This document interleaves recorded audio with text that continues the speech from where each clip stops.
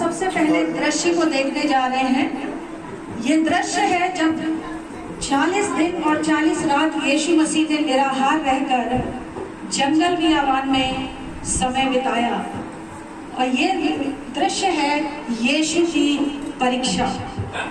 तब आत्मा यीशु को जंगल में ले गया ताकि इब्लीस से उसकी परीक्षा हो। वह 40 दिन और 40 रात निराहार रहा। तब उसे भूख लगी। तब परखने वाले ने उसके पास आकर उससे कहा,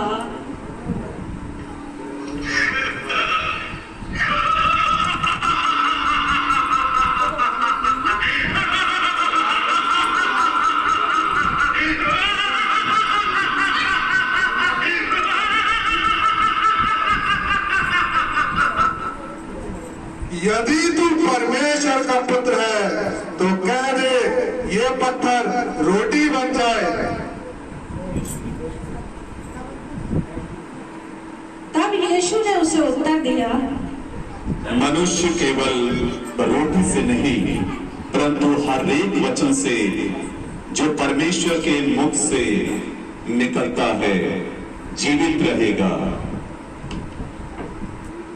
तब इब्लीस उसे पवित्र नगर में ले गया और मंदिर के कंगूरे पर खड़ा किया और उससे कहा,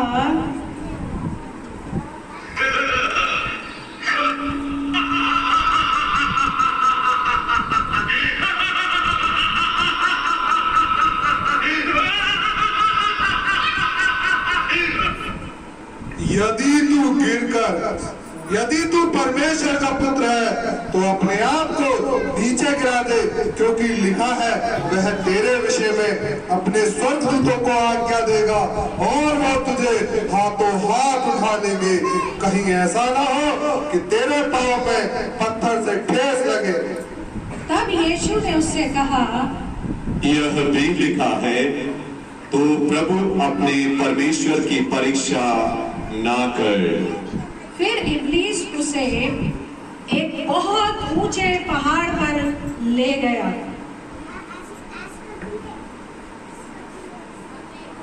और सारे जगत के राज्य और उसका वैभव दिखाकर उससे कहा,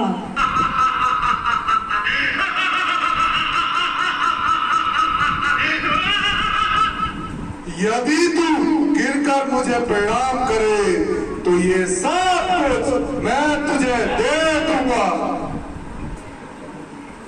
तब यीशु ने उससे कहा, हे शैतान दूर हो जा, क्योंकि लिखा है तू प्रभु अपने परमेश्वर को प्रणाम कर और केवल उसी की उपासना कर।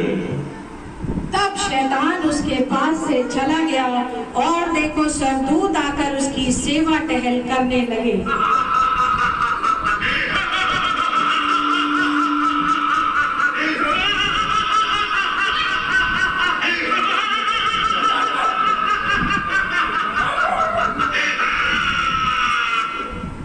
अब हम दूसरे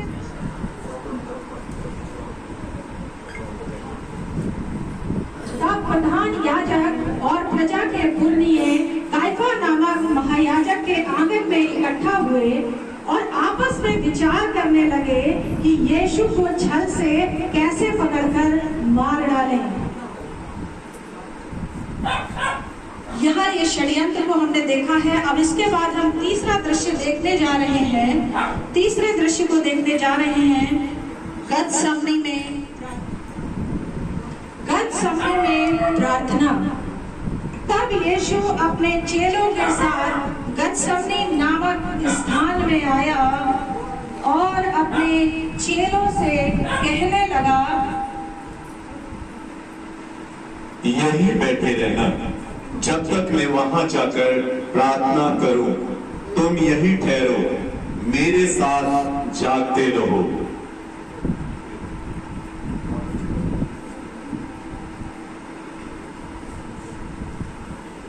फिर वो आगे बढ़कर मुंह के बल गिरा और ये प्रार्थना की, हे पिता, यदि हो सके तो यह कटोरा मुझ मुझसे टल जाए तो भी मेरी नहीं परंतु तेरी ही इच्छा पूरी हो। और इस प्रकार से गेत्सेमनी बाग में यीशु मसीह पिता से प्रार्थना कर रहे हैं और उनका पसीना लहू की बूंदों में होकर सिर से टपक रहा है। फिर उसने चेलों के पास आकर उन्हें सोते हुए पाया और उनसे कहा, पतरस, पतरस, उठो, चलो, देखो मेरा पकड़वाने वाला सामने आ पहुंचा है। अब हम चौथे दृश्य को देखने जा रहे हैं, यीशु का धोखे से पकड़ा जाना। यीशु मसीह को किस प्रकार से पकड़ा गया, हम लोग ध्यान से देखते रहे। इतने में यहूदा इस्करियोती, यीशु का चेला, प्रधान याजकों और लोगों के पुरनियों की ओर से बड़ी भीड़ तलवारें और लाठियां लेकर आ गया और यीशु को चूमा। तब यीशु ने उससे कहा, हे यहूदा, जिस काम के लिए तू आया है उसे कर ले। तब उन्होंने यीशु को पकड़ लिया और उसके सब चेले उसको छोड़कर भाग गए और उन्होंने यीशु को बांधा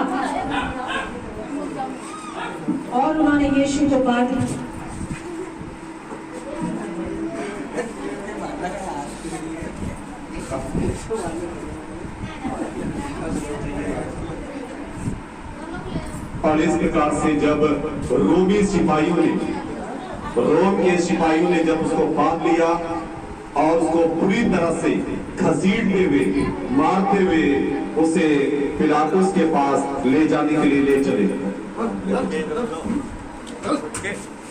बड़ी क्रूरता के साथ यीशु को उन क्रूर सिपाहियों ने बड़ी ही क्रूरता के साथ घसीटते हुए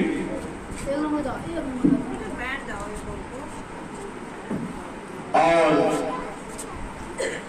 रोमी सिपाही जो हैं, जहां पर यीशु मसीह का केस चला, उस यीशु को मारते घसीटते हुए वो राजा पिलातुस के पास लेकर आ रहे हैं।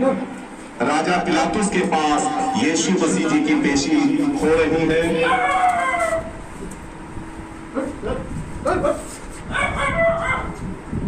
और उन्होंने उन्हें पिलातुस हाकिम के हाथ में सौंप दिया। तब पिलातुस ने यीशु से प्रश्न किया, क्या तू यहूदियों का राजा है? क्या तू मसीह है? तब यीशु ने उत्तर दिया, तू आप ही कह रहा है। ये परमेश्वर की निंदा करता है। इसे क्रूस पर चढ़ाओ, इसे क्रूस पर चढ़ाओ, इसे क्रूस पर चढ़ाओ, इसे क्रूस पर चढ़ाओ। तब पिलातुस ने यीशु से कहा, क्या तू नहीं सुनता? ये सारे लोग तेरे विरोध में कितनी गवाहियां दे रहे हैं। इतने दोषारोपण के बाद भी यीशु ने अपने मुंह से कुछ नहीं बोला। पिलातुस ने कहा, मैं इसमें मृत्यु दंड के योग्य कोई अपराध नहीं पाता। मैं इसे कोड़े लगवाकर छोड़ देता हूँ। लेकिन लोगों की भीड़ चिल्लाती रही और कहती रही, इसे क्रूस पर चढ़ाओ, इसे क्रूस पर चढ़ाओ, इसे क्रूस पर चढ़ाओ।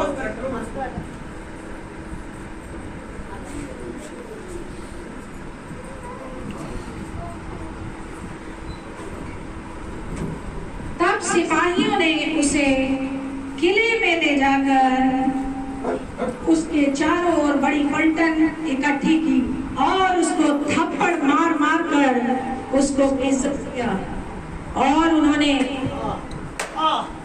उसको थूका और उसे उसका ठट्टा किया। ये अपने आप को मसीह कहता है, तो अपने आप को राजा कहता है।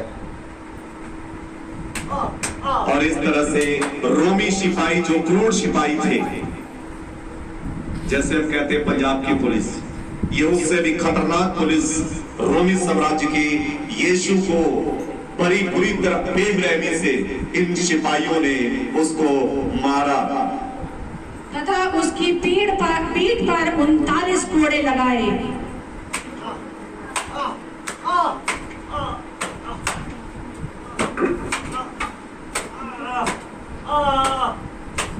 और इस तरह से यीशु मसीह की पीठ पर 39 कोड़े उन क्रूर सिपाहियों ने मारे और उसके बाद यीशु मसीह के सिर पर कांटों से गुथा हुआ एक मुकुट भी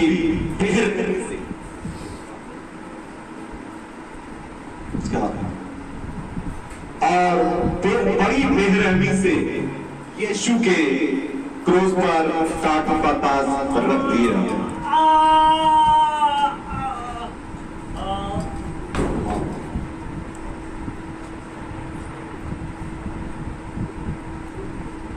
और उसे क्रूस पर चढ़ाने के लिए उस स्थान पर जो अर्थात खोपड़ी का स्थान कहलाता है ले चले। बड़ी बेरहमी से बहुत सबके गुनाह यीशु को बड़ी बेरहमी से मारते घसीटते हुए उस यीशु को वो वहां से ले जा रहे हैं।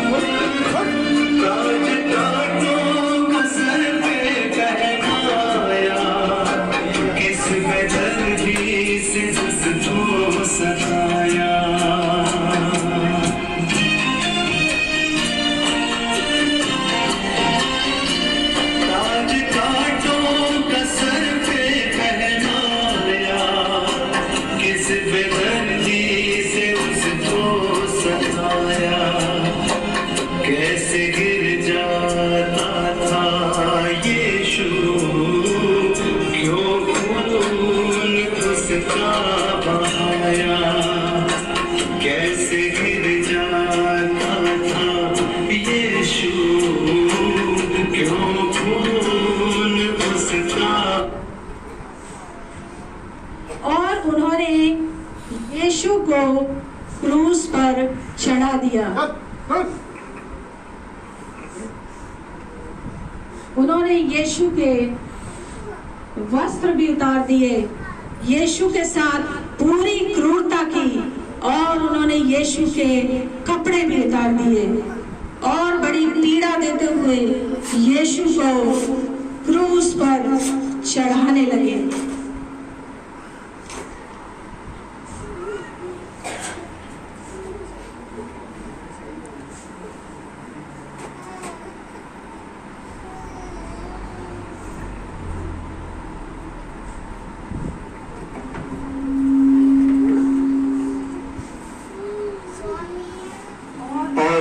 यीशु को जिस जिसने सारी मानव जाति के लिए अपने आप को नंगा कर दिया ताकि हम लोग थापे जाएं।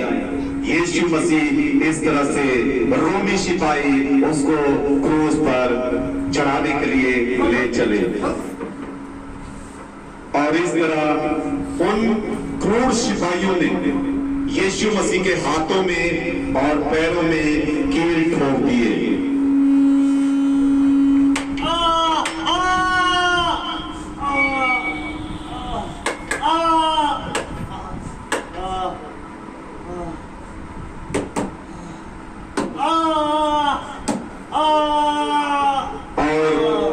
नीचे खड़े रोमी सिपाही यीशु मसीह का मजाक बना रहे हैं, ठट्ठा उड़ा रहे हैं।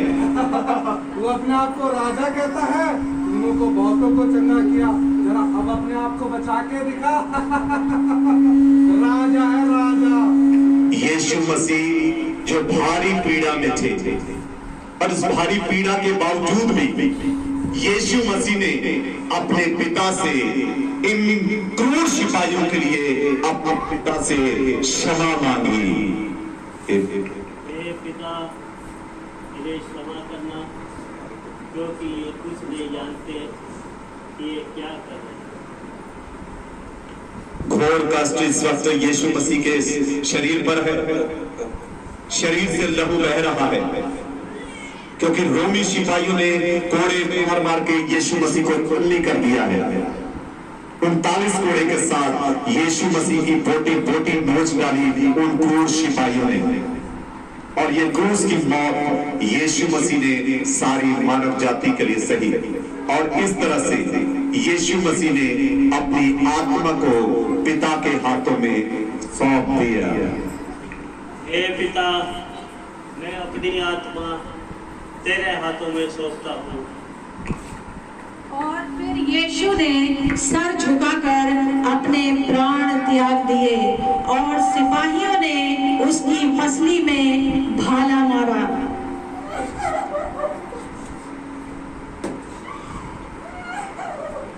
और उसकी मां मरियम और साथ में आई हुई जो माता बहनें थी वो दहाड़े मार मार कर अपने यीशु के लिए रो रही हैं।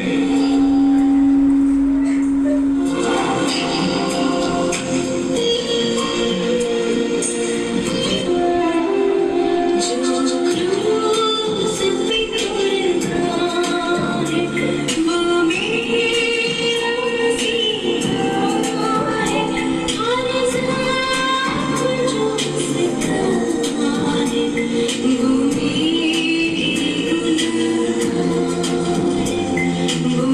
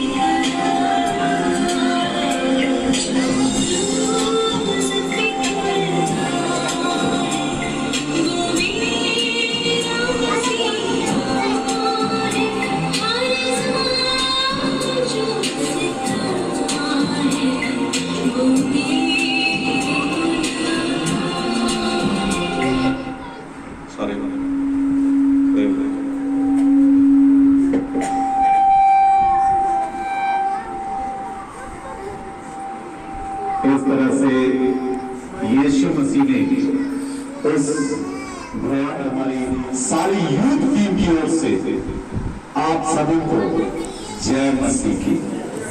प्रभु आप सबों को बहुत सारी आशीष और बरकत दे। आमीन आमीन।